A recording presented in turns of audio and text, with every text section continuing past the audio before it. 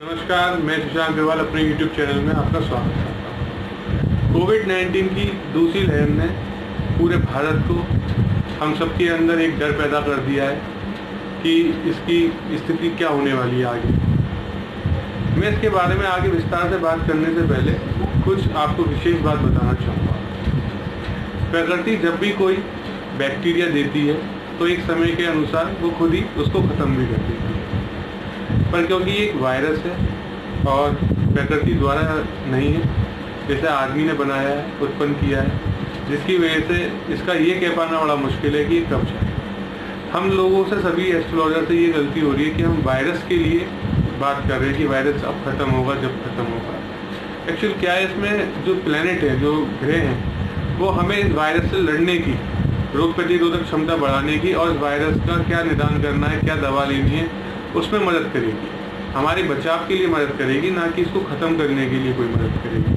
पहली बात तो मैं ये कहना चाहूँगा। दूसरी बात ये कहना चाहूँगा कि जो भी अभी जो संवत्सर बदला, ये 13 तारीख से, और इसमें मंगली राजा मंगली मंत्री हमने बात करी। मैंने बहुत अच्छे से स्टडी करी कि अगर मंगल राजा था तो इस तरीके से एकदम बूस्ट कैसे हुआ, ये एकदम से 13 तारीख के बाद ये आपदा की तरीके से क्यों फैला, लोगों में ऑक्सीजन, लोगों को ऑक्सीजन नहीं मिल पा रही, लंग्स इन्फेक्शन बढ़ रहा है, कफ बहुत बढ़ रहा है, ये ऐसा क्यों हो रहा है। तो मैंने देखा कि जो शुक्ल पक्ष की प्रतिपदा थी वो सुबह 8:01 पे लग गई थी और दिन सोमवार था।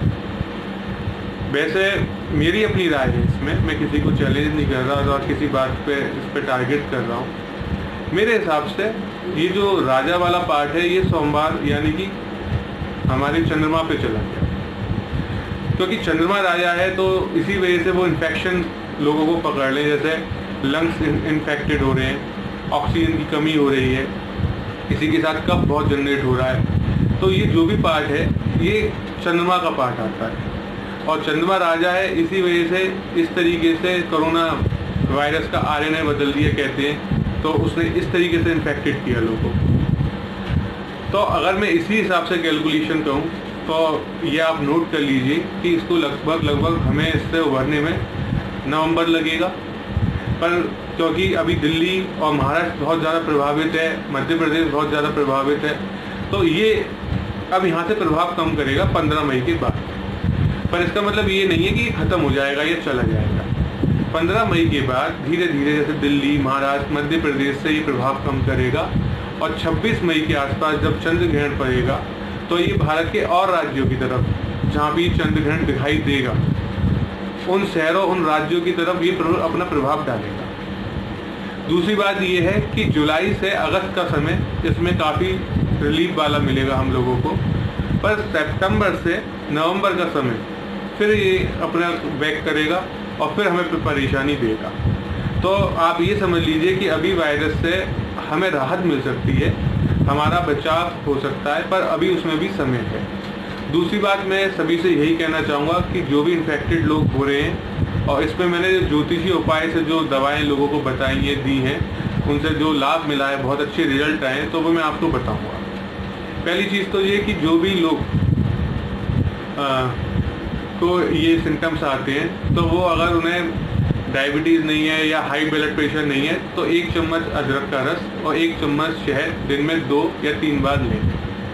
वो लंग्स को इन्फेक्टेड होने से बचाएगा, कफ को कम करेगा और इसके साथ साथ शरीर में गर्मी बनाएगा, पाचन तंत्र ठीक रखेगा। दूसरी चीज़ ये कि 1.5 लीटर पानी लीजिए।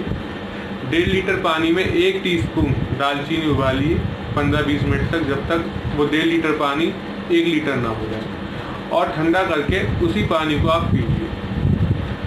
तीसरी चीज़ में मैंने जो पाई वो मैं आपको बताता हूँ कि जब नाक रुक जाए, जुकाम बहुत तेज़ हो, तो हल्दी, साबुत हल्दी को आप जला लीजिए और जो उसका धुआं निकलेगा उस धुएं को आप लीजिए, जैसे कि हम स्टीम लेते हैं, इस तरीके से। और तीसरी बात इसमें एक नोट करिए आप कि लहसुन की कली लीजिएगा, 22, 24, 25 जो भी आपका मन करे, और इतना ले लीजिएगा कि ये आपके यहाँ तक आए, चेस्ट तक आए। उसकी एक माला बना लीजिए, वो किसी भी रंग के धागे में हो, चाहे सफ़ेद हो चाहे लाल हो। इस रंग के धागे में लहसुन की कली की एक माला बना के गले में पहनिए इसमें बहुत ज़्यादा बदबू आएगी, स्मेल आएगी, पर ये इतना इफेक्टेड है कि आपको इस समस्या से निकालेगा। उसका रीज़न ये है कि लहसुन यहाँ से चेस्ट में गर्मी बना के रखेगा। गर्मी की वजह से क्या है, जो कफ आपका यहाँ जम रहा है, जो लंग्स सुकड़ रहे हैं, उसकी तासीर से, उसकी गर्माहट से ये वायरस जो है वो अपना असर पूरी तरीके से आपके ऊपर नहीं दिखा पाएगा और कहीं ना कहीं आपके लंग्स का बचाव होता है। इसी के साथ मैं आपसे एक बात और कहूँगा कि ये पूरा साल प्रिकॉशन का है, प्रिकॉशन लीजिए, लापरवाही ना करिए और जो भी भारत सरकार दवा या जो भी आपको समय समय पे जो भी चीज़ें अवगत कराए कोरोना से बचाव के लिए, उनका पूरी तरीके से पालन